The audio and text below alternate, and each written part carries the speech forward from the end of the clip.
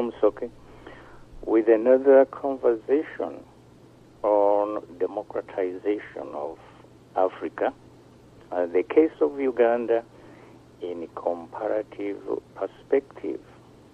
Last week, I briefly touched on a case of the Supreme Court in Canada, which was a reference by the governor in council to the Supreme Court to give an advisory opinion on whether or not a province, in this case a state in a federal union, and in the case of Canada, it was the province of Quebec, whether it could legally, both under the Constitution and under international law, secede from the federation. And this is a very important decision which I thought we should go over in detail because it has implications for any federal system. It has also implications for the rights of people, of minorities, and even majorities under a federal system. What rights do they have? How can they enjoy those rights within the scope of the rule of law and democracy? So today, I'm concentrating on the decision of the Supreme Court, which analyzed these issues, which I believe to be very important.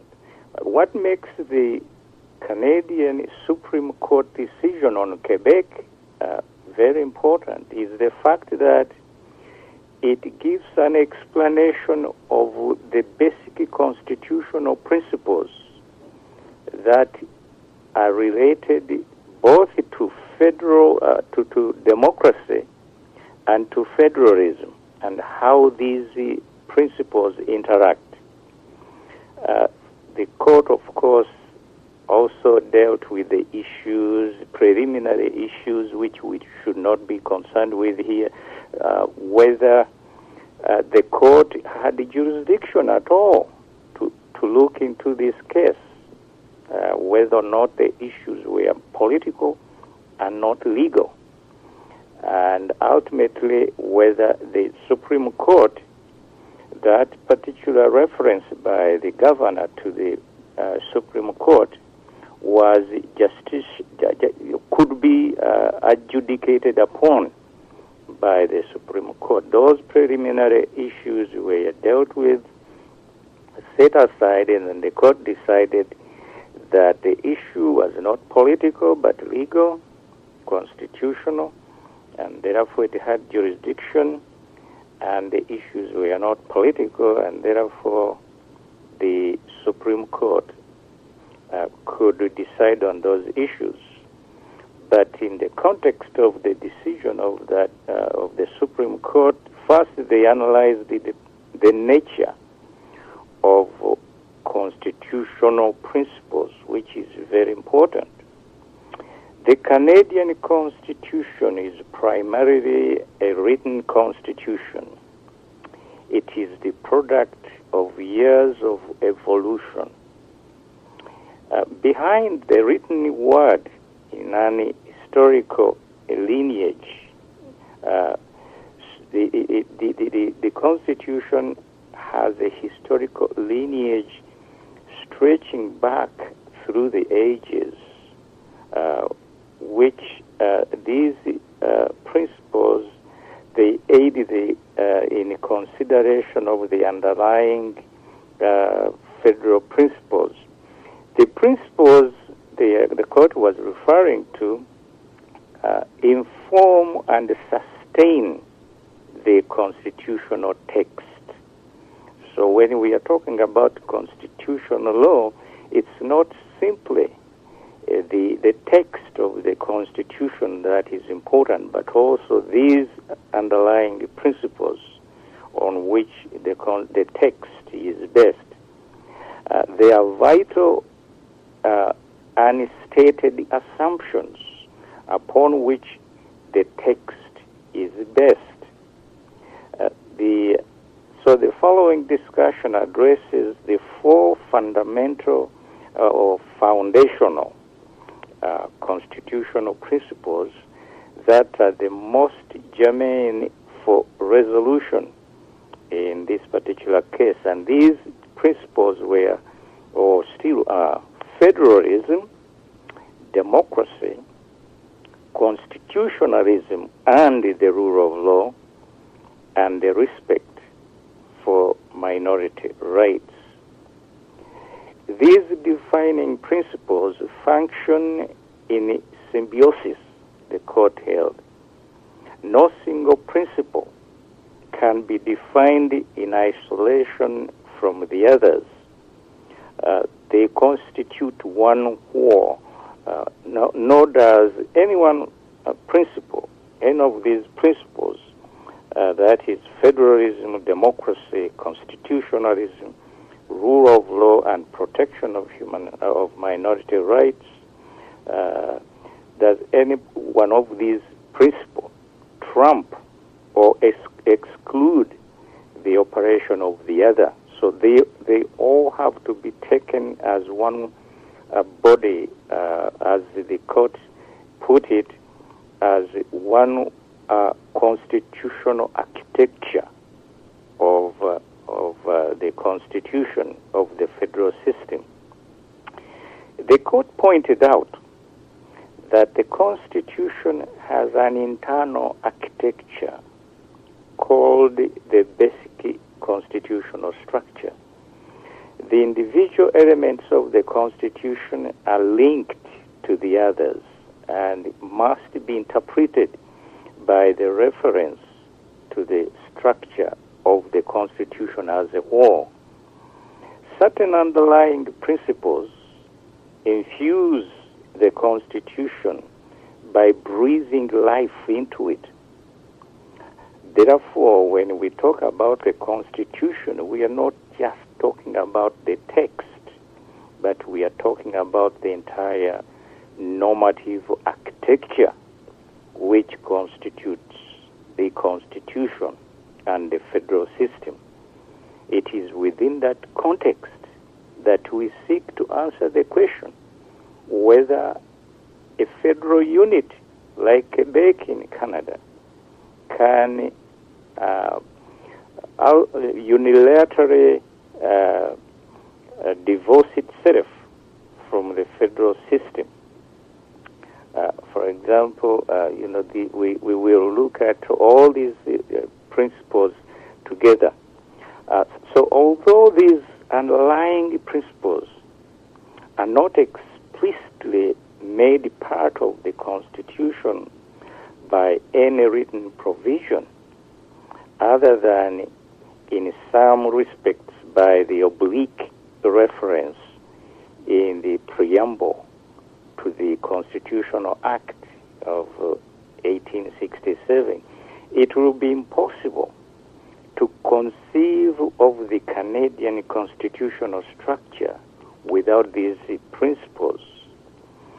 The principles dictate major elements of the architecture of the Constitution itself and are, as such, its lifeblood. These principles assist in the interpretation of the text and the delineation of the spheres of jurisdiction, the scope of rights and obligations, and the role of political institutions within the system.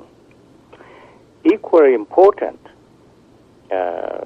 observance of and respect for these principles is essential to the ongoing process of constitutional development and the evolution of the Constitution, which was analogized by the Supreme Court to a living tree. Canadians have long recognized the existence and importance of unwritten constitutional principles, and so this was nothing new in a sense. One of the functions of the principles is to act as devices to fill the gaps between the rules where the rules do not sufficiently provide watertight meanings in the constitutional text. Given the existence of these underlying constitutional principles, the question is what use may the court make of them? The court cautioned that the recognition of these constitutional principles, the majority of opinion referred to these principles as the organizing principles, and described one of them, for example, judicial independence as an unwritten norm. It does not mean that the court could dispense with the written text of the Constitution.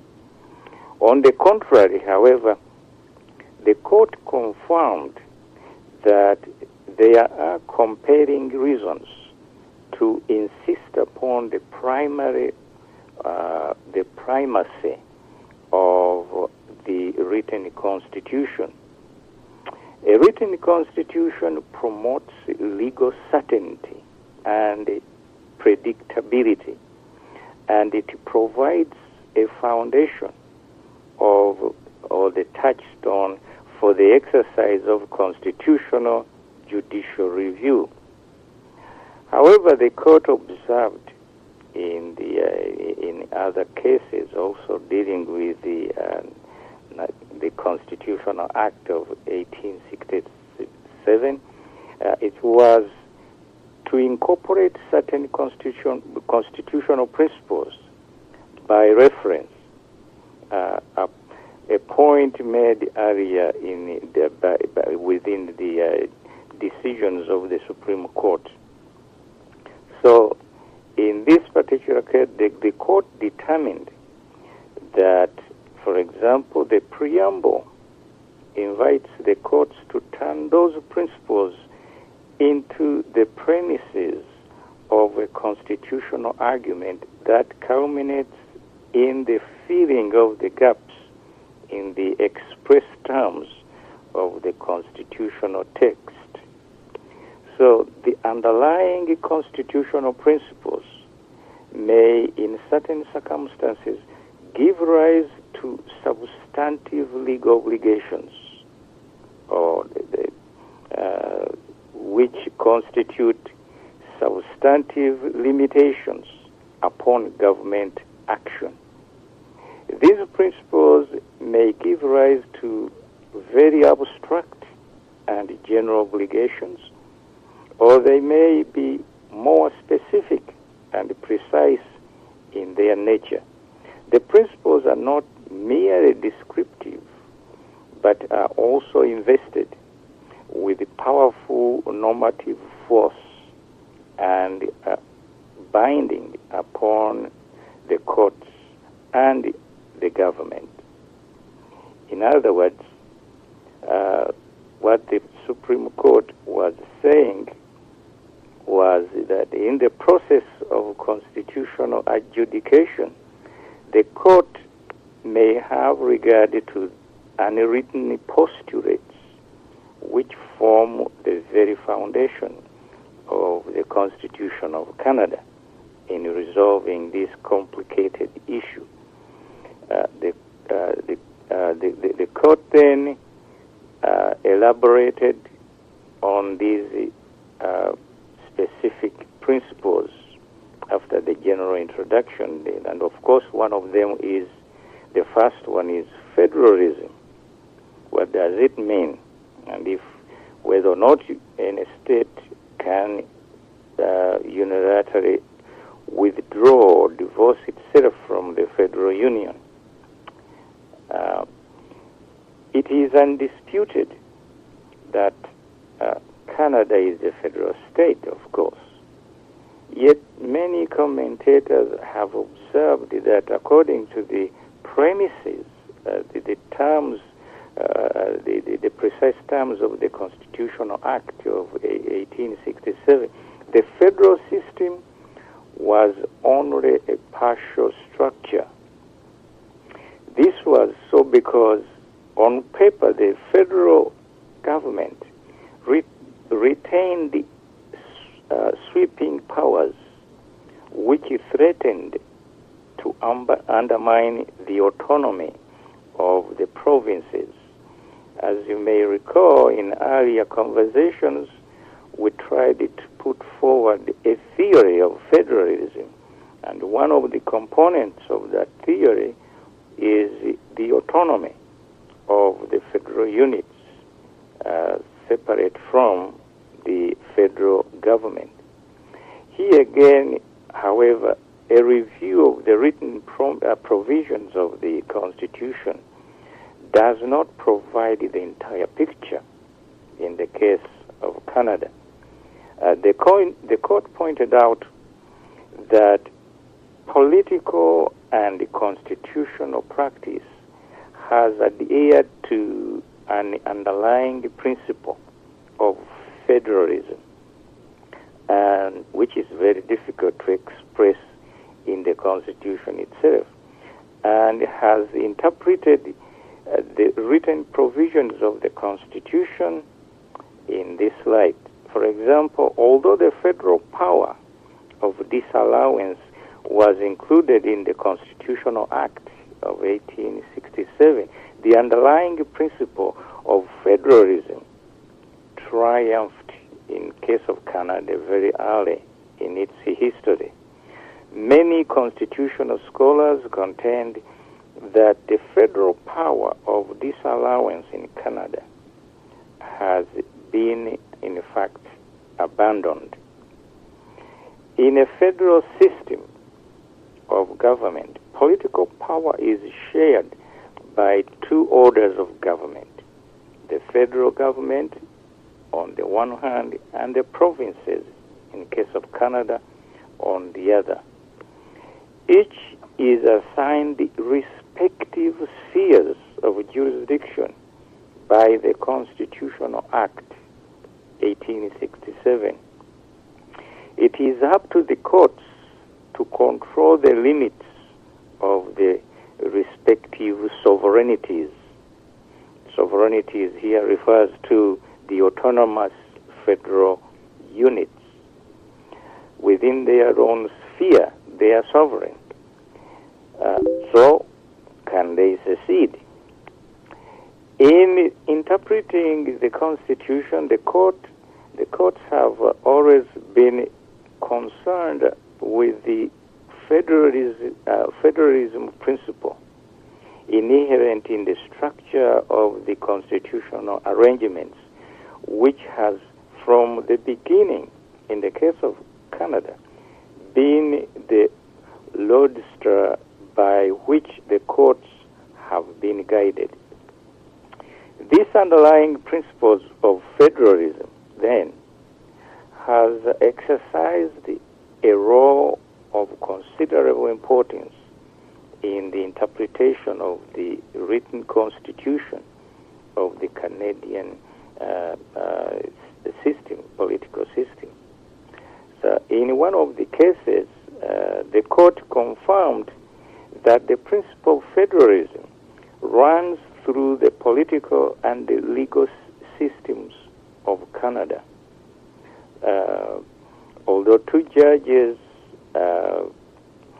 Matland and Ritchie, were dissenting in that particular decision called the patriation reference, which I've talked about before, they considered federalism to be the dominant principle of the Canadian constitutional law.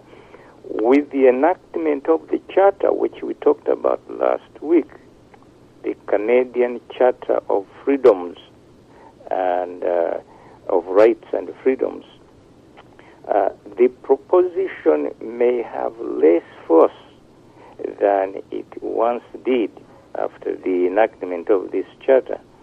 But there can be little doubt that the principle of federalism in Canada remains a central organizational theme of the Canadian Constitution.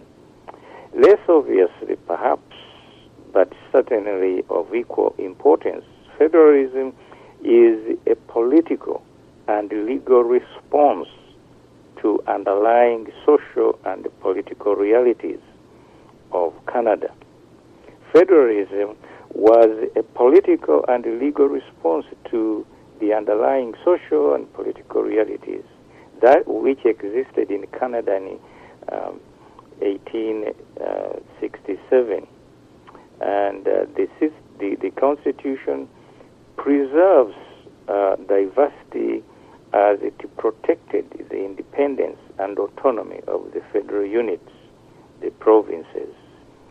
The principle of federalism recognizes the diversity of the component parts of the federation and the autonomy of provincial governments to develop their societies within their respective spheres of jurisdiction.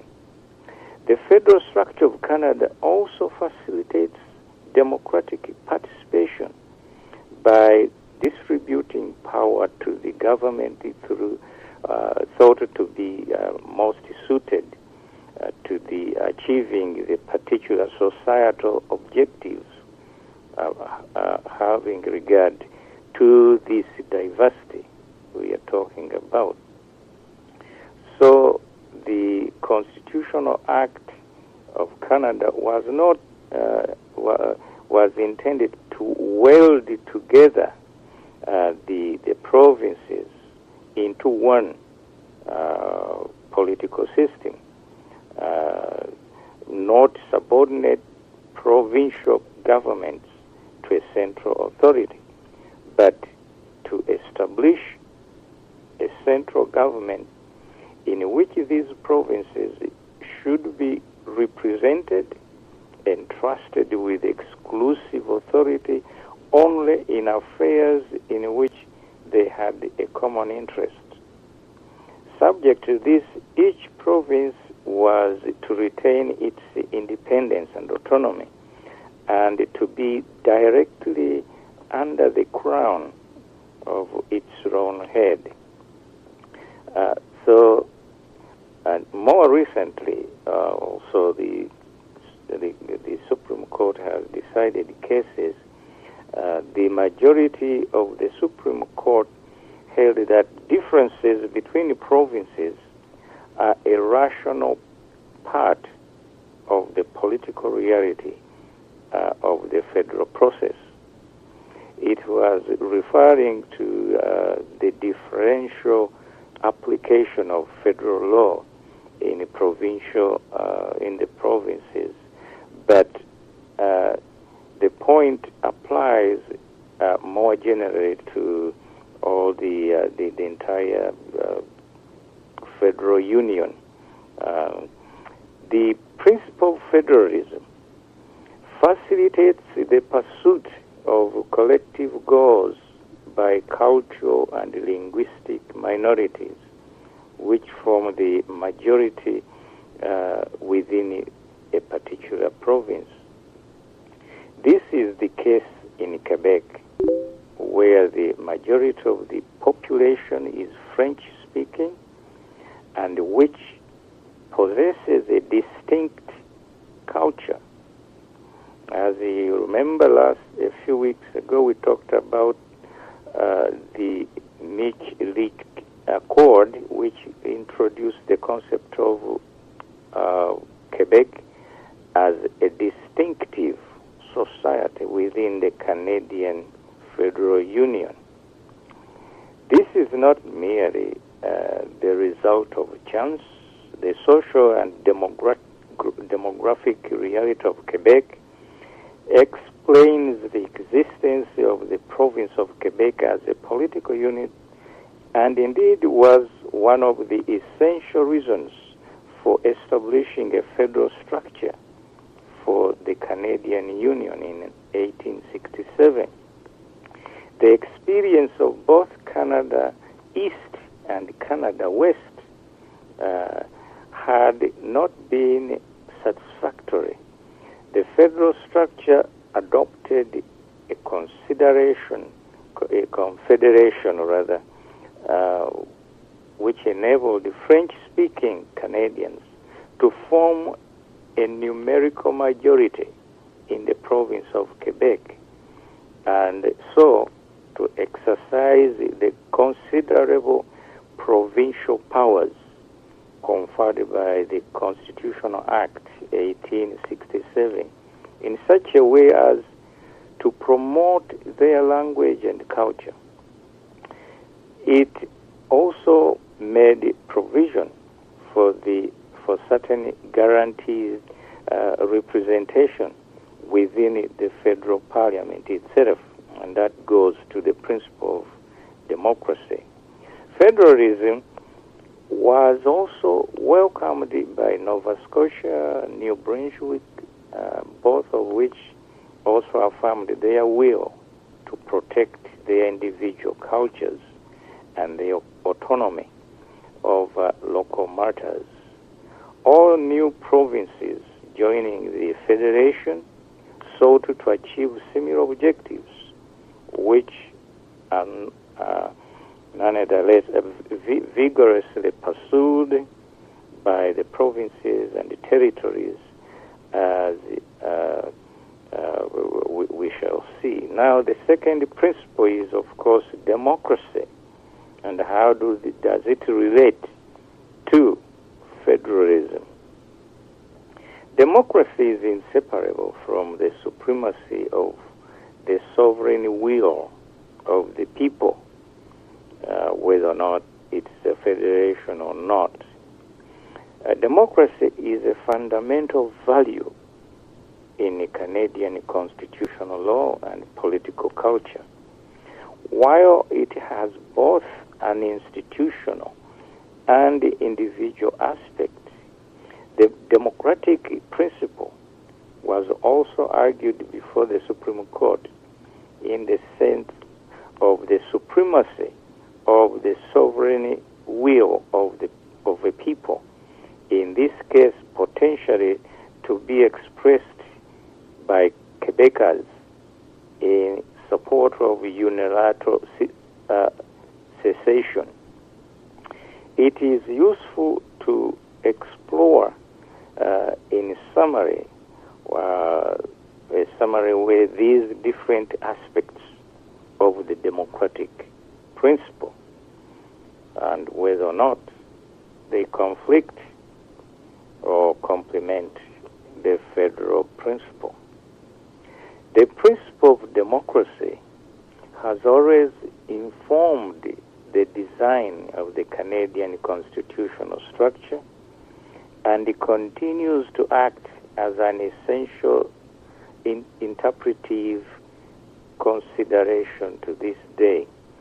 A majority of the court in a constitutional case confirmed that the basic structure of Canadian Constitution, as established by the Constitutional Act 1867, contemplates the existence of certain political institutions, including freely elected legislative bodies at the federal and the provincial levels.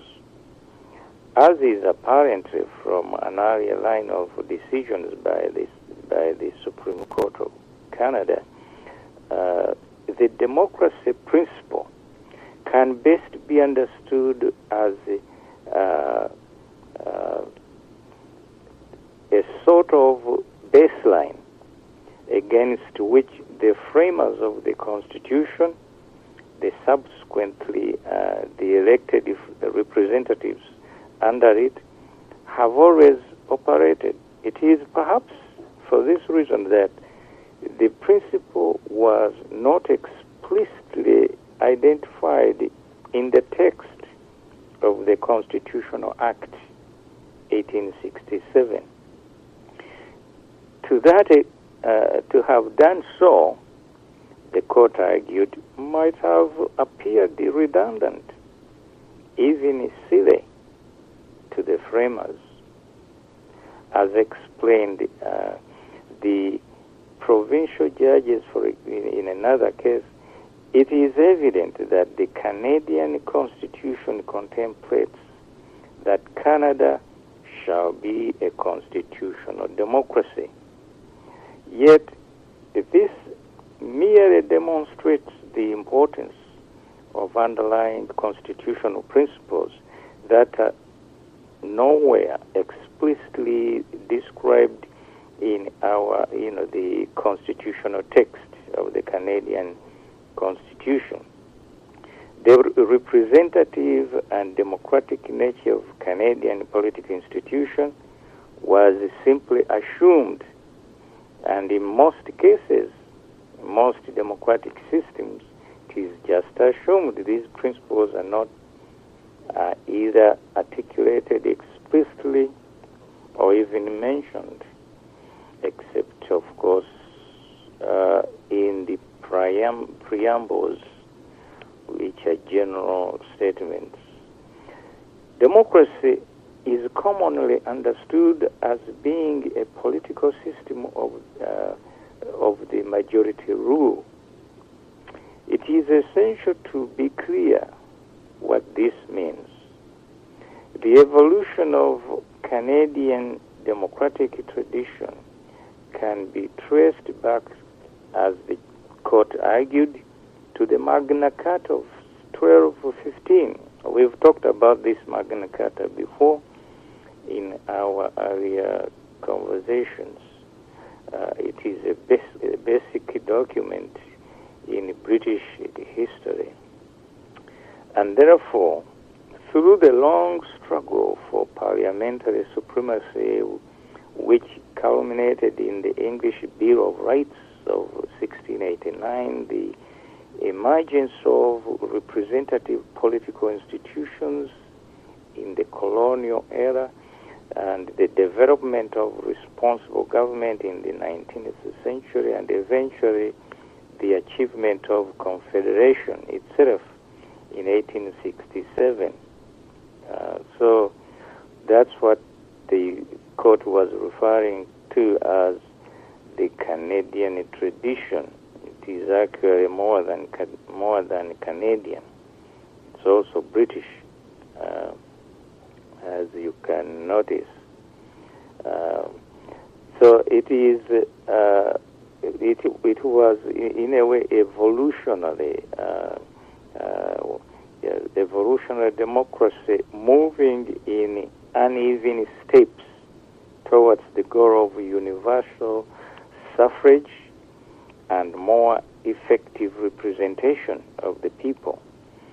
Since the Confederation, efforts to extend the franchise to those unjustly excluded from participation in the political system, such as women, minorities, and the aboriginal peoples, have continued with some success to the present day. So you can see that democratization never comes to an end. It is a continuing evolutionary process. That's why we use this theme, democratization of Africa.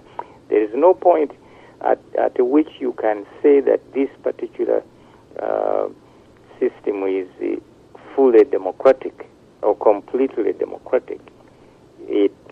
As society changes, democratization moves forward too. Democracy is not simply concerned with the process of government. On the contrary, democracy is fundamentally connected to substantive goals, most importantly, the promotion of self-government.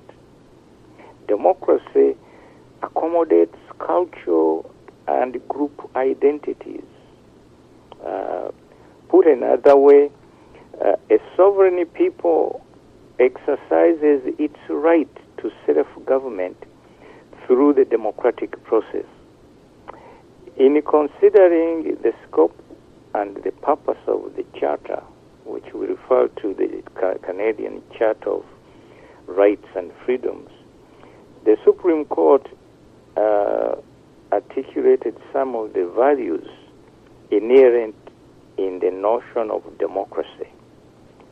The court must be guided by the values and the principles essential to a free and democratic society, which I believe, to embody, to name but a few, respect for the inherent dignity of the human person, commitment to the social justice and equality, accommodation of a wide variety of beliefs, respect for cultural and group identity, and faith in social and political institutions, which enhance the participation of individuals and groups in society.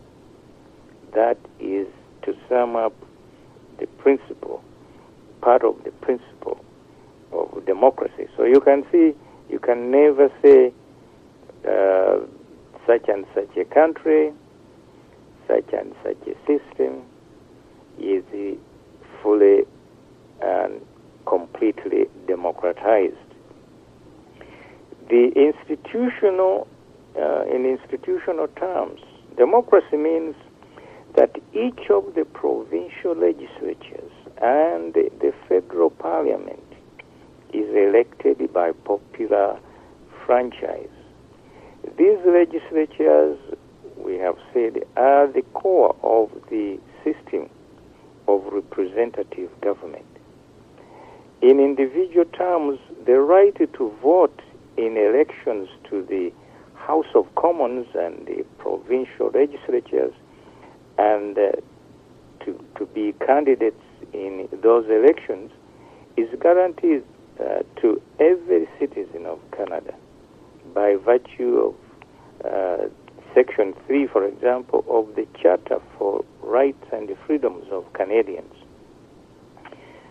I mentioned this, I think, reminds me to point out something important. Can you ever have a democratic system where elections are rigged? Never.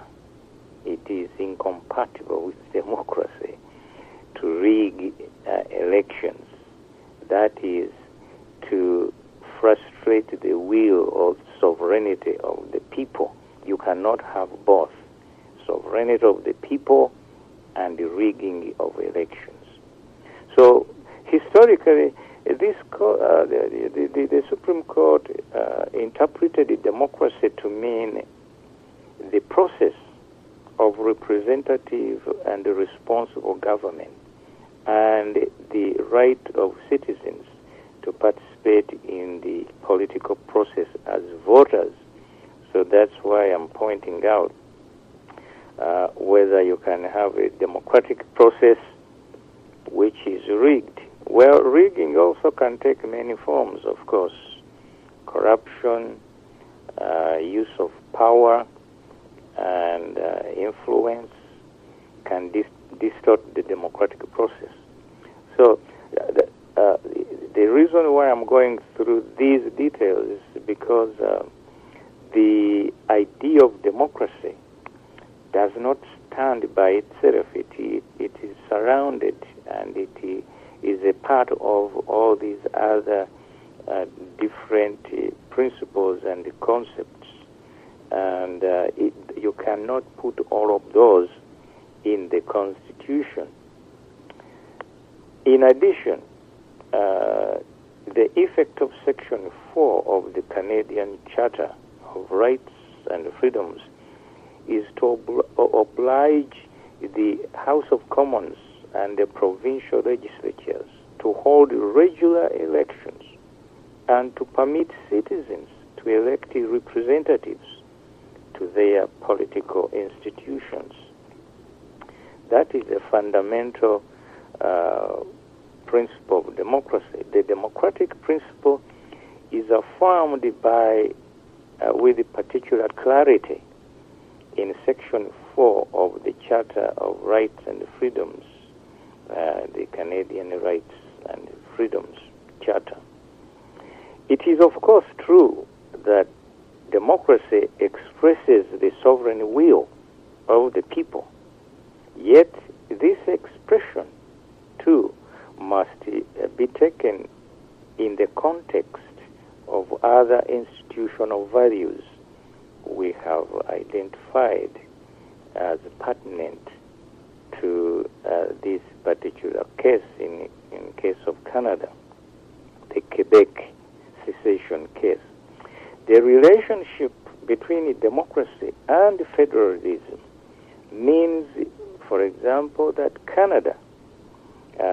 in Canada, there may be different and equally legitimate minorities in different provinces and territories, and at the federal level as well.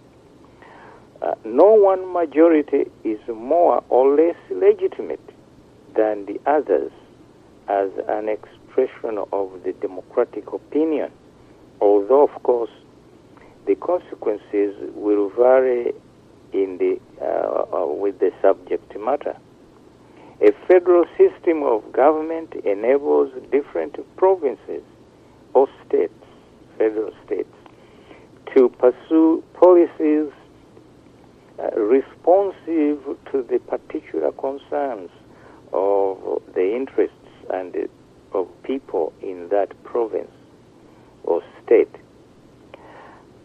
At the same time, Canada as a whole is also a democratic community in which citizens construct and achieve goals on a national scale through a federal government acting within the limits of its jurisdiction.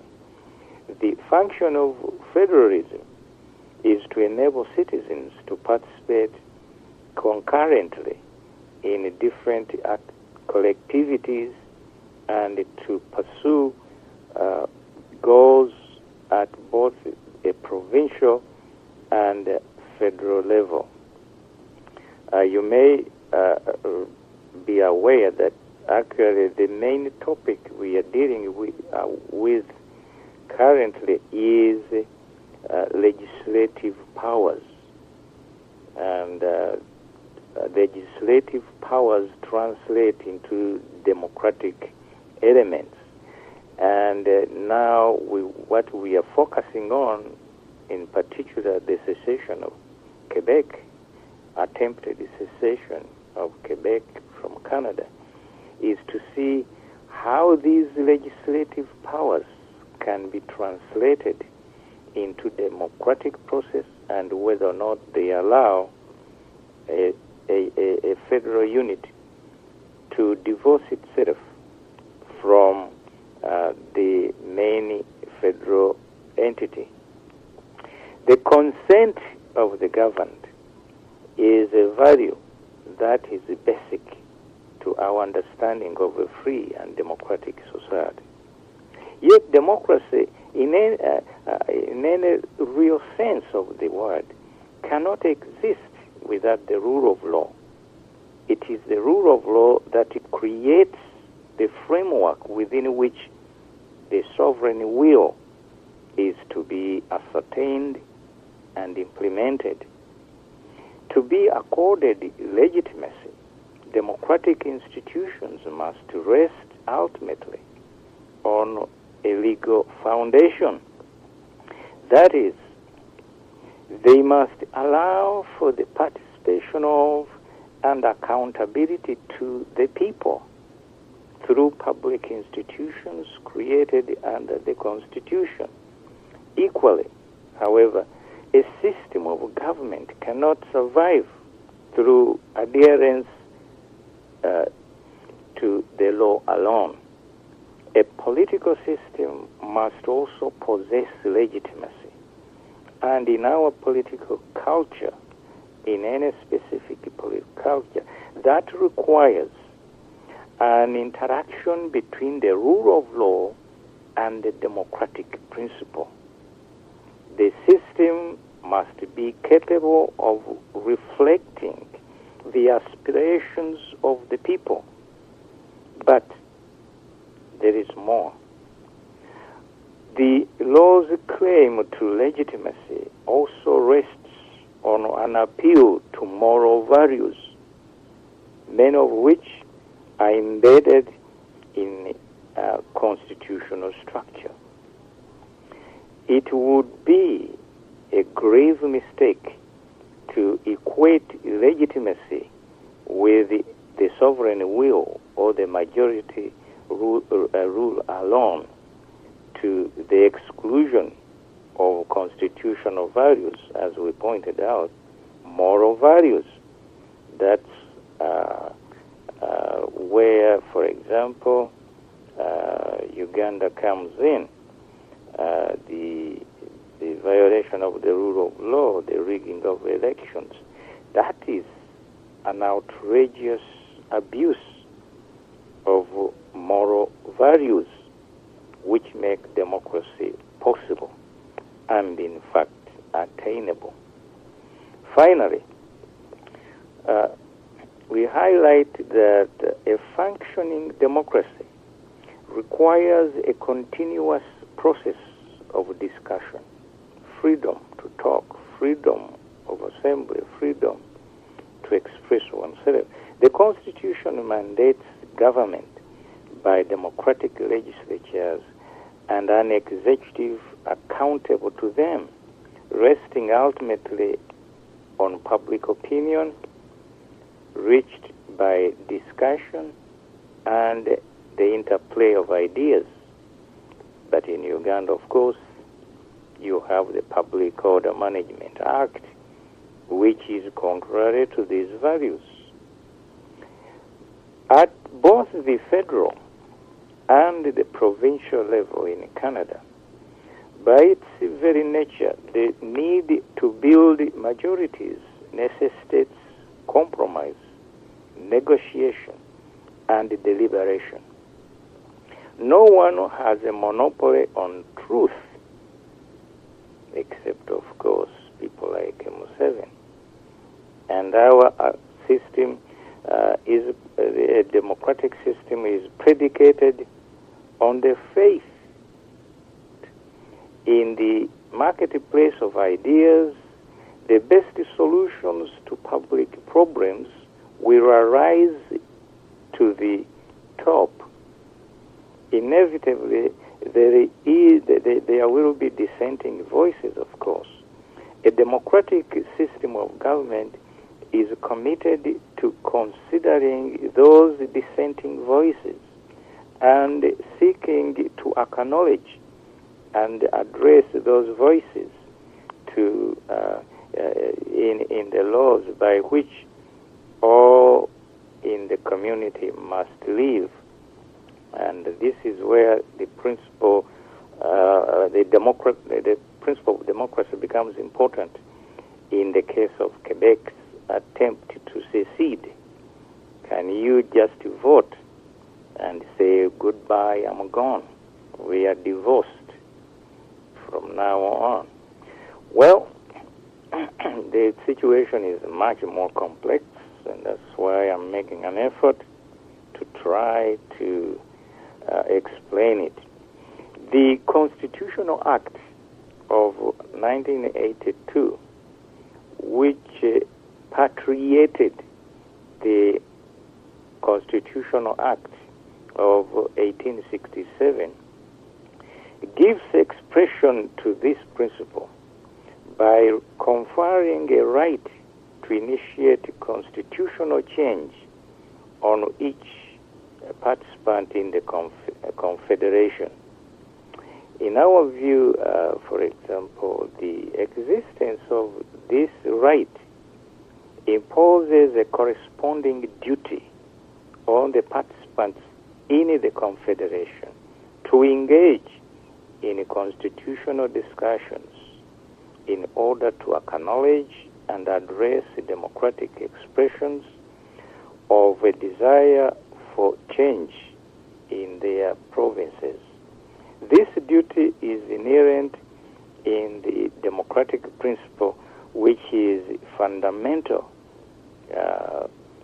It's a fundamental predicate of the system of democratic governance.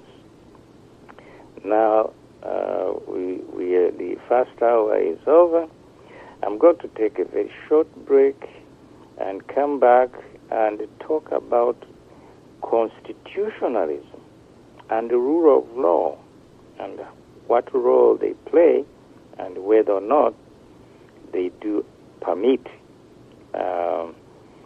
secession of a federal state.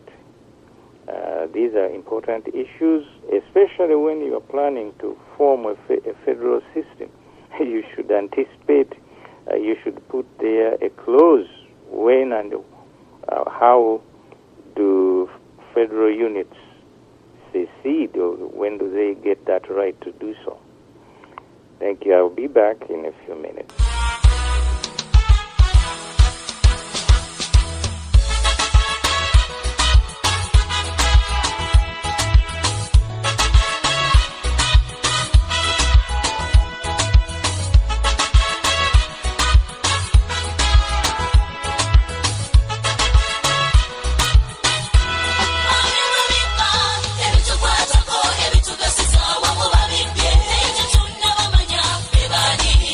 Every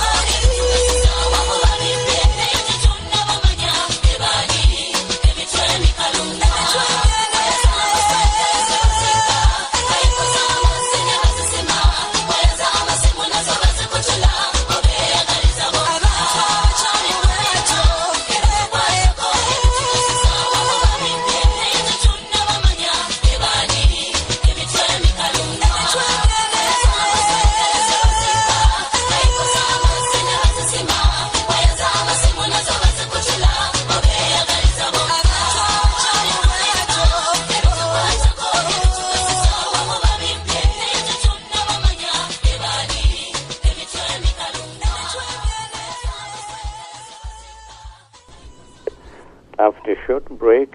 We are back to discuss fundamental issues in the Canadian Quebec's attempt to secede from Canada, and what the implications are and what it means under the law. Can it be done within the principles of rule of law?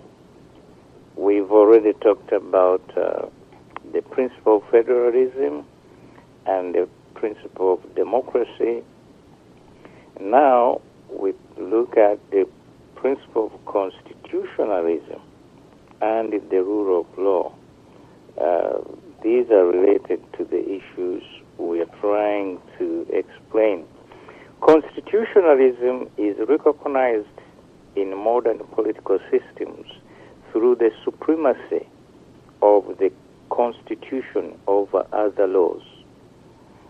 In the case of Canada, this was achieved through a constitutional amendment of the 1982 amendment.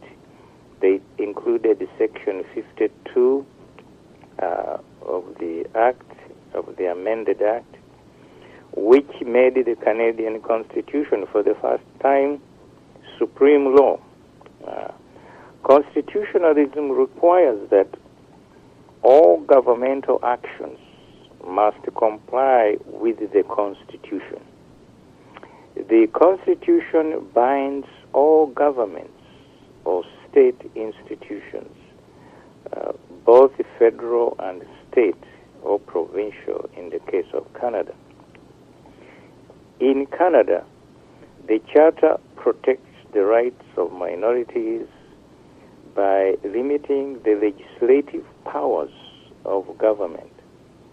That is why protection of minorities is done by limiting the legislative powers of government, which are beyond simple majority rule. The limits on majority power translates into the requirement to go beyond majority rule. A federal unit, as a result, cannot use simple majority to secede. Belief in democracy must be harmonized in the belief of constitutionalism. Constitutionalism facilitates a democratic political system to achieve its ultimate objectives within an orderly legal framework. So the principles of constitutionalism and the rule of law lie at the root of Canadian system of government. The rule of law is a fundamental postulate of Canadian constitutional structure. As the Supreme Court of Canada noted in another case, the patriation case, the rule of law is a highly textured expression importing many things which are beyond the need of these reasons to explore, both conveying, for example, a sense of orderliness, of subjection to legal rules, and of executive accountability to legal authority. You couldn't put it more explicitly and succinctly. At its most basic level, the rule of law vouchsafes to the citizens and the residents of the country a stable, predictable, and orderly society in which no conduct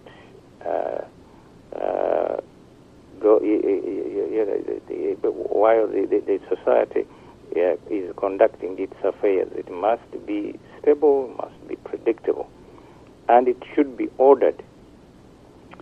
It provides a shield for individuals and the arbitrary state action.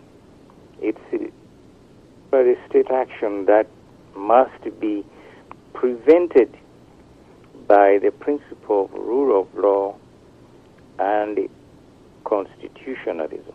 Constitutionalism and the rule of law lie at the root of democratic government. The rule of law is a fundamental postulate of the entire constitutional structure. Rule of law, as I pointed out, creates predictability and orderliness. It ensures subjection of political actions to legal rules and enforces executive accountability to legal authority. Rule of law ensures a predictable, a stable, and ordered political system. So, rule of law is a shield for individuals against arbitrary rule. Under the rule of law, law is supreme over the acts of both the government and the state and the private individuals. Something, of course, Ugandans are yearning for and do not have. There is one law for everybody, conforming to and derived from the normative order of and appropriate standards of society. Exercise of public power must be based on a legitimate legal rule, because any exercise of state power in a democratic society must be regulated by law. So if you already thought these concepts were clear-cut and you knew all of them, I think you may have been mistaken.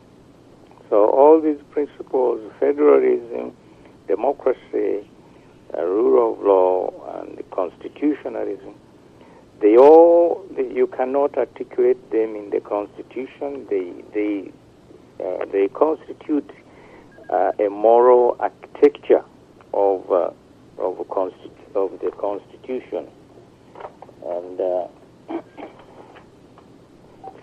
so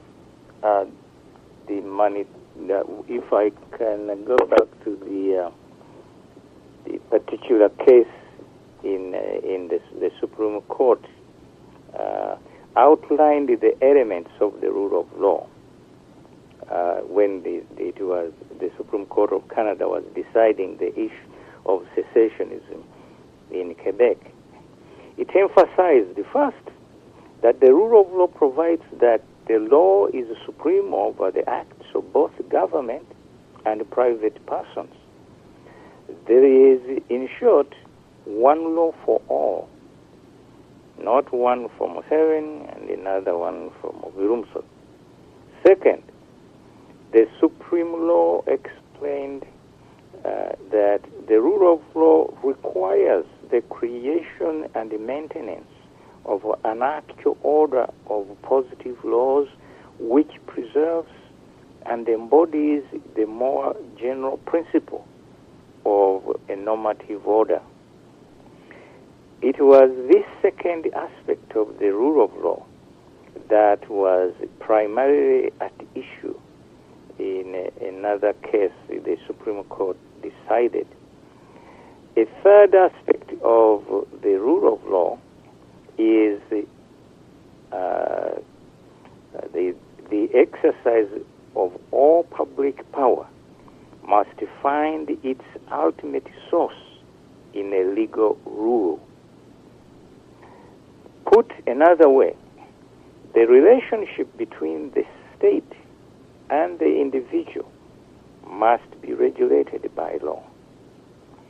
Taken together, these three considerations make up a principle of profound constitutional and political significance So when you have a lot of corruption, as we do in Uganda, that definitely is a violation of rule of law and constitutionalism. There is no act of corruption that is lawful, let alone moral. The constitutionalism principle bears considerable similarity to the rule of law, although they are not identical. The essence of constitutionalism in Canada, for example, is embodied in Section 52 of the Constitutional Act of 1982, which provides that the Constitution of Canada is the supreme law of Canada, and any law that is inconsistent with the provisions of the Constitution is, to the extent of the inconsistency, of no force or effect. Simply put, the constitutionalism principle requires that all government action comply with the Constitution. The rule of law principle requires that all government action must comply with the law, including the Constitution. This court, the Supreme Court, in deciding, noted on several occasions that with the adoption of the Charter of Rights and Freedoms, the Canadian system of government was transformed to a significant extent from a system of parliamentary supremacy to one of constitutional supremacy. The Constitution binds all governments, both federal and provincial, including the executive branch. So they may not, these elements, they may not transgress its provisions. Indeed, their role, sole claim to exercise lawful authority rests in the powers allocated to them under the Constitution and can come from no other source. So an understanding of the scope and the importance of the principle of rule of law and the constitutionalism is aided by acknowledging explicitly why a constitution is entrenched beyond the reach of a simple majority. There are three overlapping reasons. First, the Constitution may provide an added safeguard for the fundamental human rights and individual freedoms, which must otherwise be susceptible to government interference. Although democratic government is generally solicitous of these rights, there are occasions when the majority will be tempted to ignore fundamental rights in order to accomplish collective goals more easily or even effectively. Constitutional entrenchment ensures that those rights will not be given due regard and protection. Second, a constitution may seek to ensure that vulnerable minority groups are endowed with the institutions and the rights necessary to maintain and promote their identities against the assimilative pressures of the majority. And third, a constitution may provide for a division of political power that allocates political power amongst the different levels of government.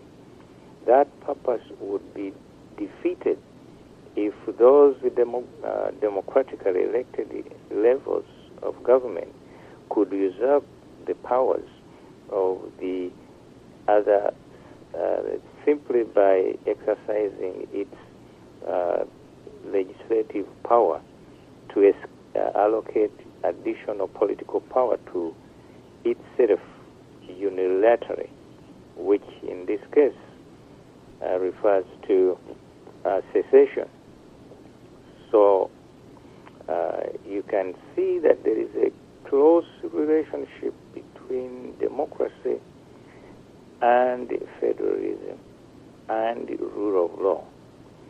The argument that the Constitution may be legitimately circumvented by resort to majority vote in a province-wide referendum is superficially persuasive in large measure because it seems to appeal to some of the same principles that underlie the legitimacy of the Constitution itself, namely democracy and self-government. In short, it is suggested that the notion of popular sovereignty underlies the legitimacy of the existing constitutional arrangements. So the same popular sovereignty that originally led to the present constitution must, it is argued, also permit the people in their exercise of popular sovereignty to secede by majority vote alone. However, the court argued a close analysis reveals that this argument is unsound because it misunderstands the meaning of popular sovereignty and the essence of constitutional democracy. Canadians have never accepted that there is a system of simple majority rule. The principle of democracy taken in conjunction with other constitutional principles discussed in this conversation makes it the process richer. Constitutional government is necessarily predicated on the idea that the political representatives of the people of a province have the capacity and the power to commit the province to be bound into the future by the constitutional rules being adopted.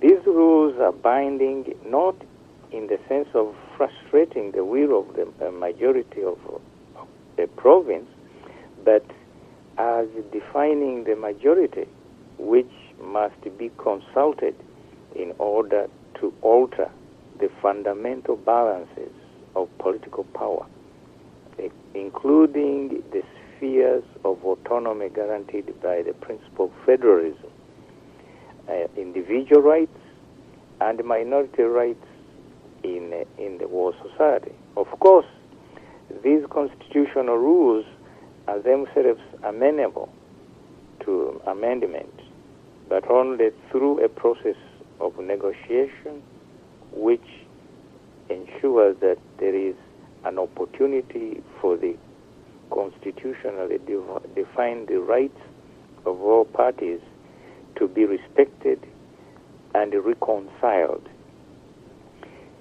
In this way, the court believes that democracy may be harmonized with the belief in constitutionalism.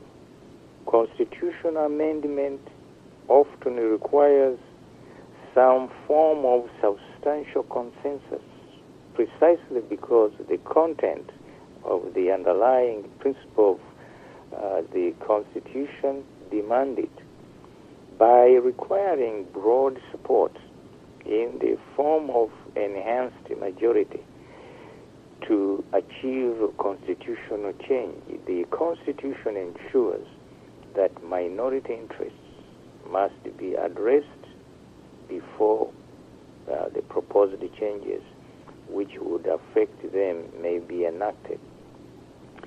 It might be objected that the constitutionalism is therefore incompatible with the democratic government.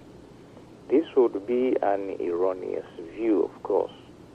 Constitutionalism facilitates, indeed it makes possible, a democratic political system by creating an orderly framework within which people may make political decisions. Viewed correctly, therefore, constitutionalism and the rule of law are not in conflict with the democracy. Rather, they are essential to it. Without that relationship, the political will upon which democratic decisions are taken would be itself be undermined. Now, the next principle is the protection of minorities.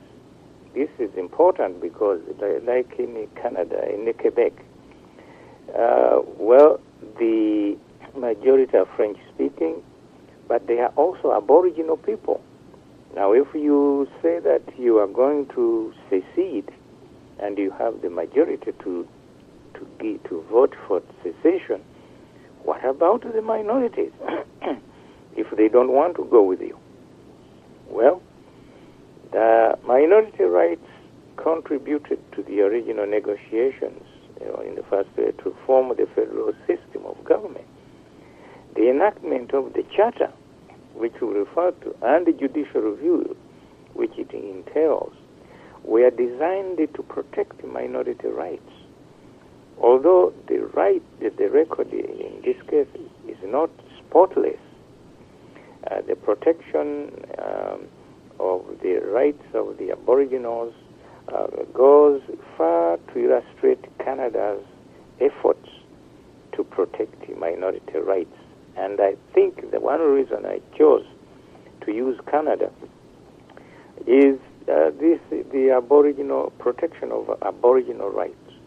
You cannot find that in the Swiss Constitution or in the German Constitution or not even the U.S. Constitution, but it is in the Canadian Constitution. So it helps us to understand the interplay between all these principles: federalism, democracy, constitutionalism, rule of law, and so on and so on. The fourth underlying constitutional principle we address here concerns the protection of minorities. There are a number of specific constitutional provisions protecting minority language, religion, and educational rights. Some of those provisions are, as we have recognized on a number of occasions, the product of historical compromises, as this, the Supreme Court of Canada observed in several cases.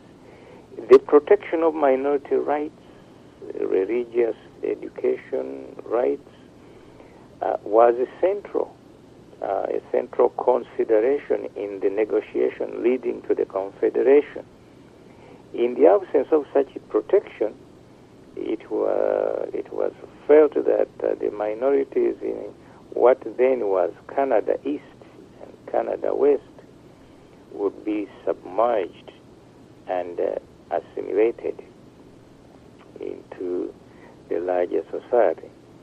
Similar concerns animated the provisions protecting minority language rights and other rights. However, the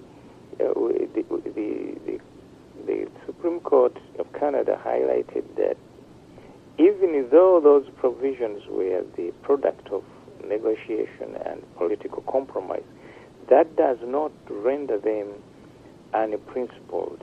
Rather, such a concern reflects a broader principle related to the protection of minority rights, and undoubtedly the three other constitutional principles which we talked about inform the scope and operation of the specific provisions that protect the rights of minorities. We emphasize that the protection of minority rights is itself an independent principle underlying the constitutional order. The principle is clearly reflected in the Charter's provisions for protection of minority rights. So we don't need to go deep into that. The concern of the courts and the governments to protect minority rights has been prominent in recent years, particularly following the enactment of the Charter in Canada.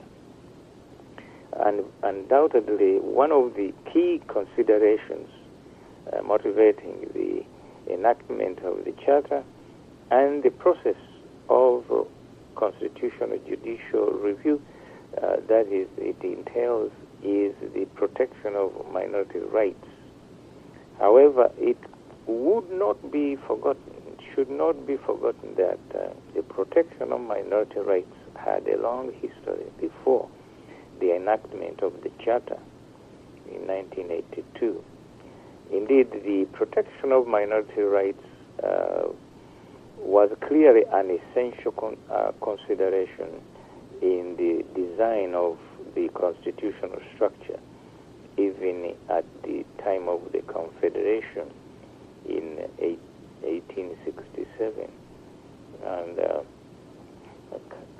Canada's upholding the rights of minority is of course not spotless. That goal is one towards which Canadians have been striving since Confederation, and the process has been without, it hasn't been without successes, and so consistent with this long tradition of respect for minority rights, which is at least is as old as Canada itself, one can say.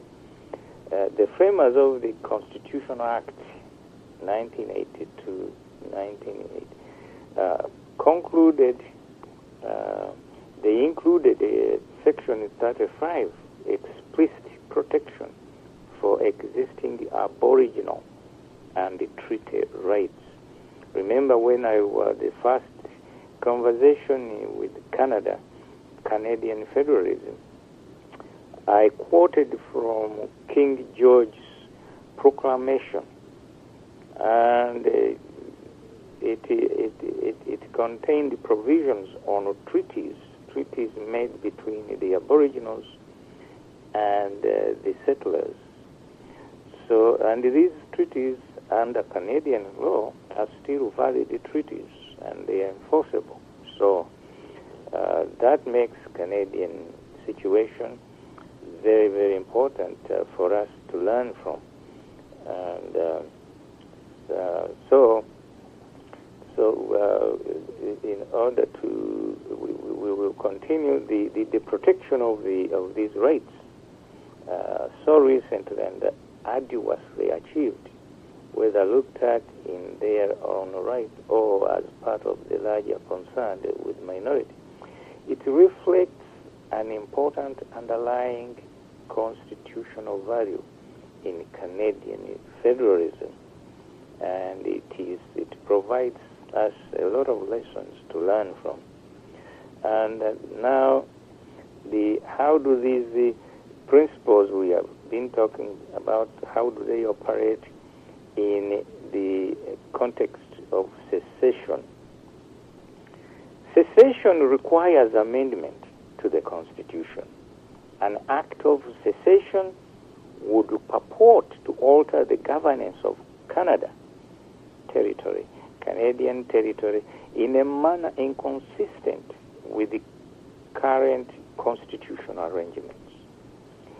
The act of secession is unilateral because it is initiated by a single actor without prior negotiations with other provinces and the federal government. At issue is the legality of the final act of the purported unilateral cessation. The democratic principle, which we talked about earlier, requires that the expression of the democratic will must be free of ambiguity in terms of the questions asked and the terms of the support it achieves. The federal principle dictates that the clear repudiation of the existing constitutional order and the desire to pursue cessation by the population of a province would give rise to reciprocal obligation on all parties to the confederation to negotiate constitutional changes to respond to the desire of the secessionists. This process begins with the political process pursuant to the Constitution itself. This process in Canada is or was initiated by the democratically elected representatives of the participants. The conduct of the parties is governed by the same constitutional principles discussed above. So Quebec could not purport to invoke a right to self-determination by dictating the terms of the proposed secession to the other parties. The democratic principle cannot be invoked to trump the principles of federation and rule of law, the rights of the individuals and minorities, or the operation of democracy in the province or in the provinces of Canada or Canada as a whole. The negotiations cannot be effective if their ultimate outcome of the secession is an absolute legal entitlement. Nevertheless, the continued existence and the operation of the Canadian constitutional order cannot remain indifferent to the clear expression of the majority of Quebecans that do not wish to remain in Canada. None of the rights and the principles is absolute, as we pointed out, to the exclusion of the others. So long as Quebec exercises its rights while respecting the rights of others, it may propose cessation and seek to achieve that cessation through negotiation. A political majority that does not act in accordance with the underlying principles identified puts at risk the legitimacy of the exercise of its rights. The refusal of a party to conduct negotiations in a manner consistent with the constitutional principles we talked about and the values they imply would seriously put at risk the legitimacy of that party's assertion of its rights. Those who insist upon the importance of upholding the rule of law cannot, at the same time, be oblivious to the need to act in conformity with the constitutional principles and the values.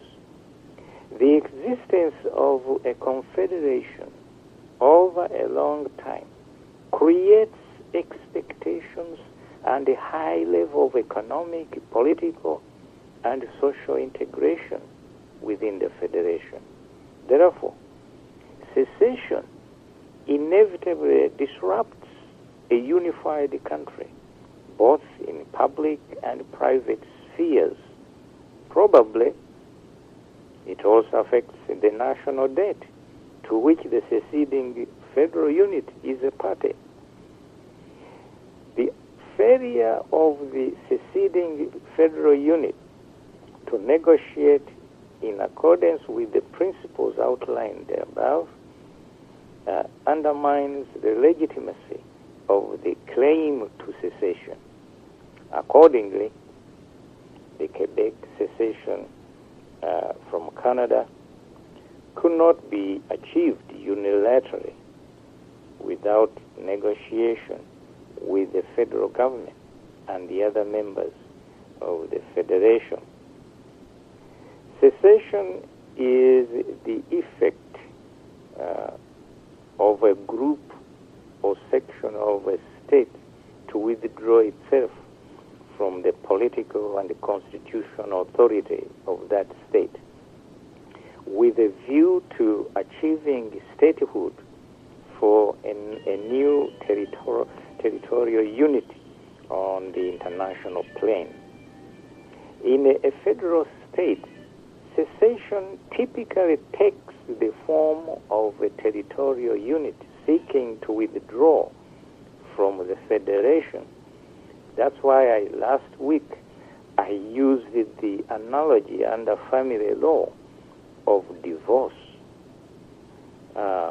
Sometimes divorce is granted by the courts when a marriage is irretrievably broken down. In other words, it cannot be saved. Can the same analogy apply to secession? Secession is a legal act as much as a political one.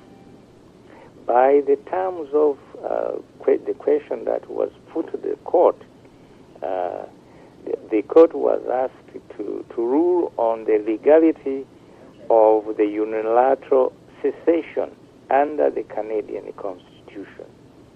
This is an appropriate question, the court found, as the legality of the unilateral secession must be evaluated at least in the first instance from the perspective of the domestic legal order of the state from which the unity seeks to withdraw or divorce itself.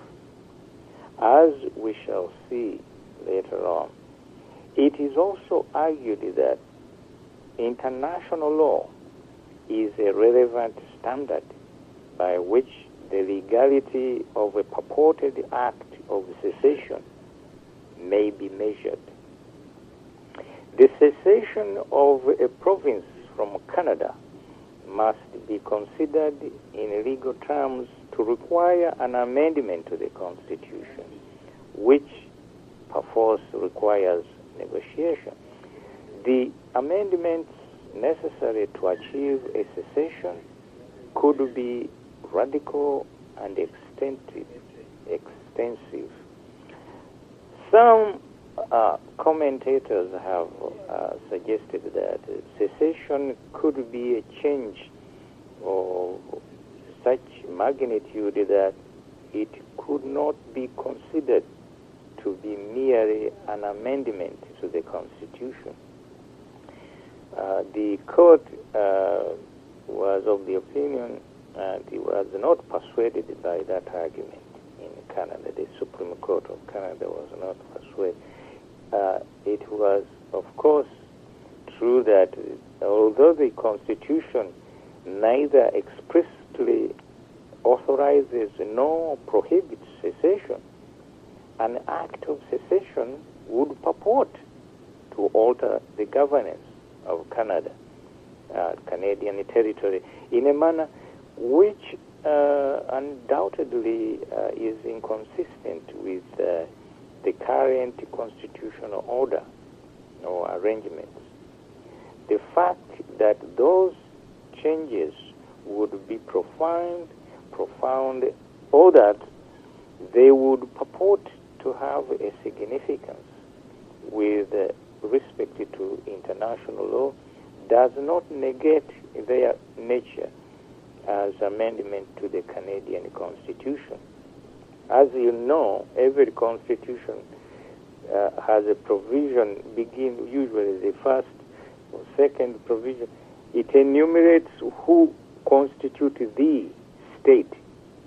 Say in Uganda, they call 1962 Constitution said Uganda consists of districts A, B, C, D, and the federal states A, B, C, D, or X, Y, Z. And the Swiss Constitution, for example, and the German Constitution, they explicitly state who which cantons, in case of Switzerland, and Länder, in case of Germany, constitute the federal union. So if one of those unions secedes, the constitution has to be amended. That's the argument I'm trying to point out. In any case, you may not have understood why does it require an amendment of a constitution. Oh yes, it does, because the constitution itself articulates, in every constitution says who constitute the federal system. Even in unitary states also, the constitution pronounces which districts or whatever units constitute that state. So the constitution is the expression of the sovereignty of the people. In the case of Canada, it lies within the power of the people of Canada, acting through their various governments, duly elected and recognized under the Constitution, to effect whatever constitutional arrangements are desired within the Canadian territory, including, should it be so desired, the secession of Quebec from Canada. As this, the Supreme Court held in another case, the constitution of a country is a statement of the will of the people to be governed in accordance with certain principles held as fundamental and certain prescriptions restrictive of the powers of the legislature and the government.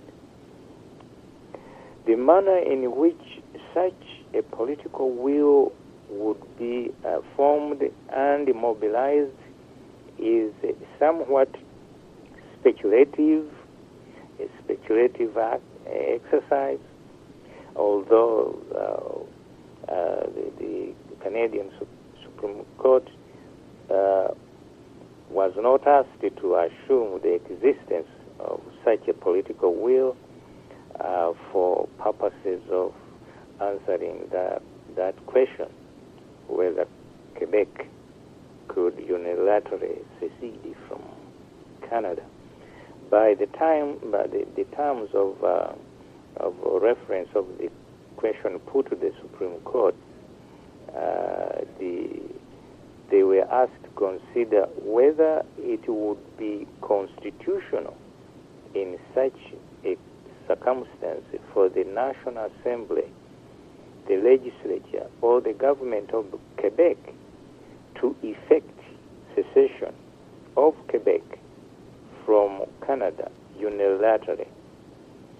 The unilateral nature of the act is of cardinal importance, and we must be clear as to what is understood by this term, unilateral. In one sense, any step towards a constitutional amendment initiated by a single actor on the constitutional stage is unilateral.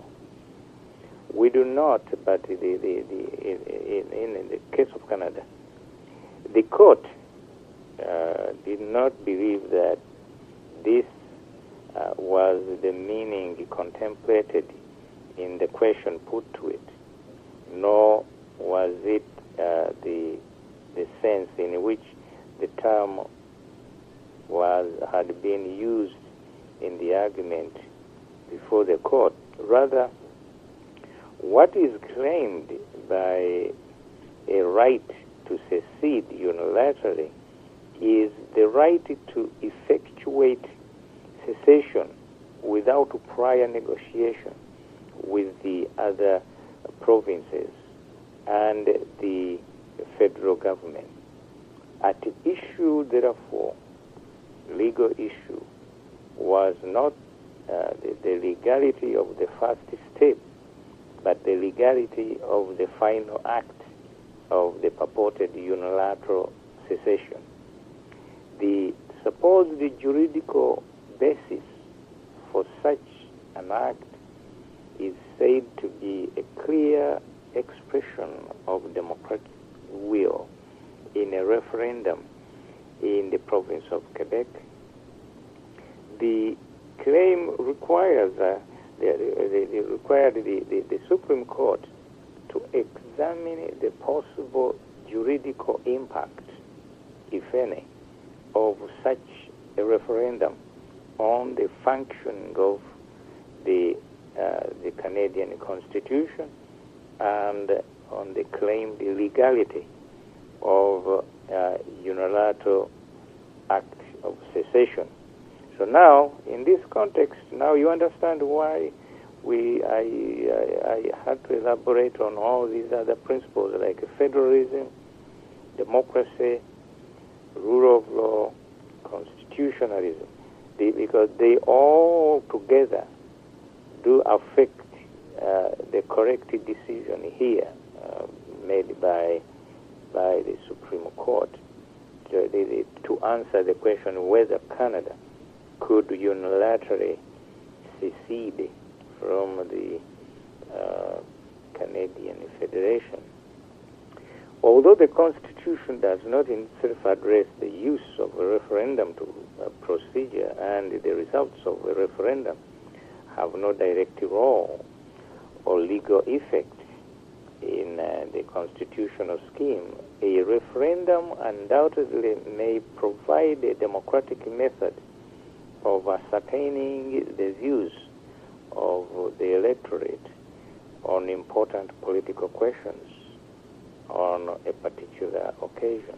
The democratic principle identified here would demand that considerable weight be given to a clear expression by the people of Quebec of their will to secede from Canada, even though a referendum in itself and without more has no direct legal effect and could not in itself bring about unilateral secession.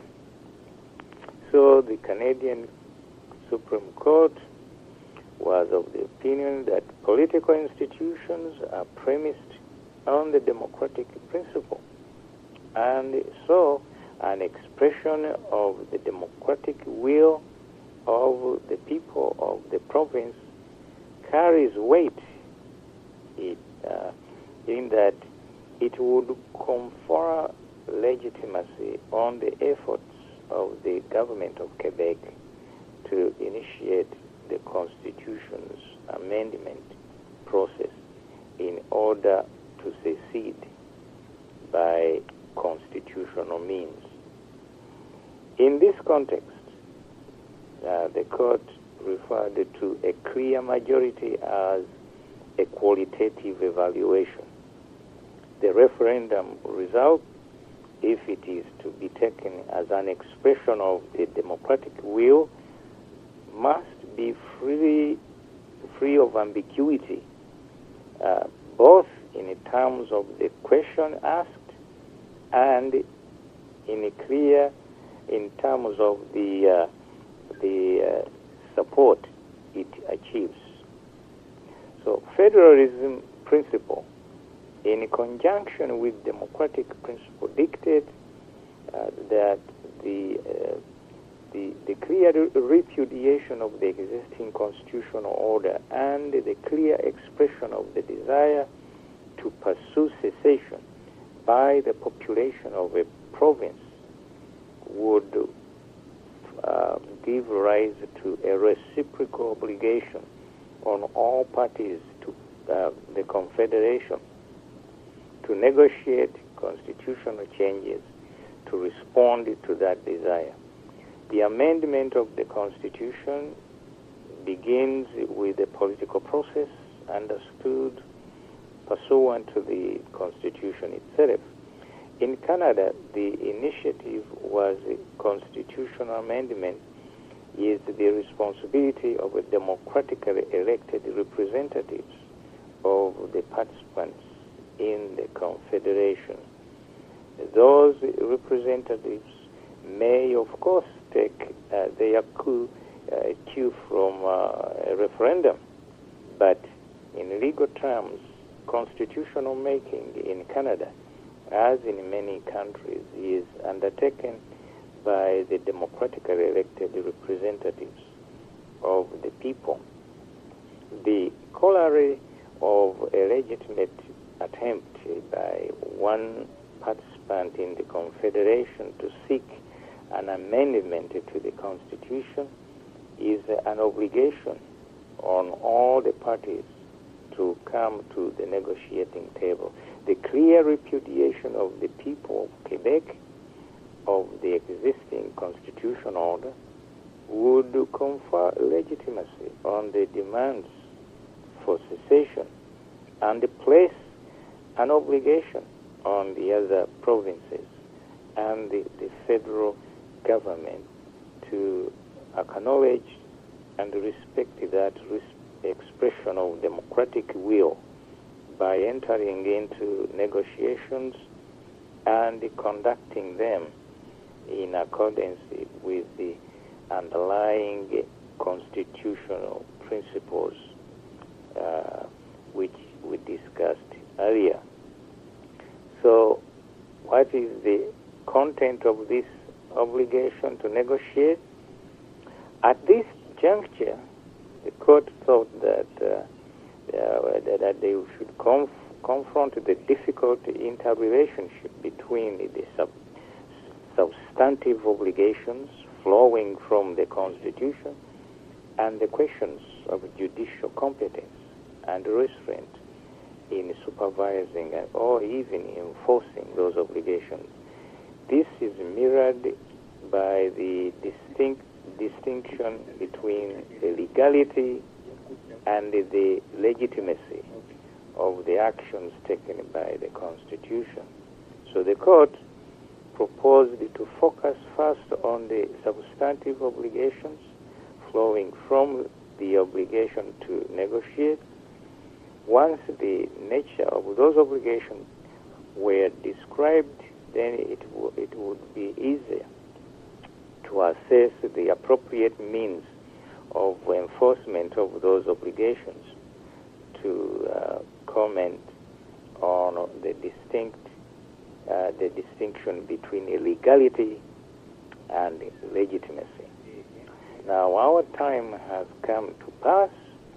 We have not even touched on secession under international law. So, tune in next week and we shall unravel the mystery behind Quebec's demand to secede, abortive demand to secede, both under the Constitution of Canada and under international law. The two systems incompatible, they complementary. We shall find the answers to these questions when you tune in next week on the democratization of Africa, the case of Uganda in comparative perspective. I hope you have enjoyed a few of these abstract discussions, and next time we will make them less abstract and probably more productive. So thank you for listening, and I look forward to your tuning in next week. Well, there are always new issues that arise when you least expect them. Thank you.